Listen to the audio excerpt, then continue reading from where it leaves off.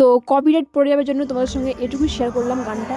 I hope তোমরা সকলে জানো যে মালদায় ফকিরা এসেছিল। So hello everyone, I am Adri. আর যাদের বাড়ি মালদায় তারা অবশ্যই জানো যে 25 ডিসেম্বর থেকে আমাদের এখানে কার্নিভাল শুরু হয়। তো প্রায় 5-6 দিন কার্নিভাল হয়। তো আমি 28 ডিসেম্বর গিয়েছিলাম ফকিরা দেখতে। আর মালদায় কিন্তু প্রচন্ড পরিমাণ ঠান্ডা পড়েছে এই কয়েকদিন ধরে। আর রাত্রেবেলাতে মনে হচ্ছে বরফ পড়বে আকাশ থেকে, এরকম অবস্থা।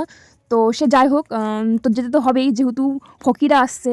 আর ফকিরার তো সব গানগুলোই বেশ সুন্দর লাগে, মানে 99% মানুষই ফকিরার গানগুলো পছন্দ করে। বাড়ি থেকে একটু লেটেই বেরিয়েছিলাম যেহেতু 9টার সময় স্টেজে ওঠার কথা ছিল। তো সেখানে গিয়ে দেখছি প্রায় অনেকটা পরিমাণে লোকজন, মানে এখন তো প্রায় 60% দেখছো। তো আরেকটুখানি পর মানে 99% মানে মালদার মধ্যে মনে হয় কেউ বাড়িতে ছিল না সেদিন, এত সুন্দর পারফরমেন্স।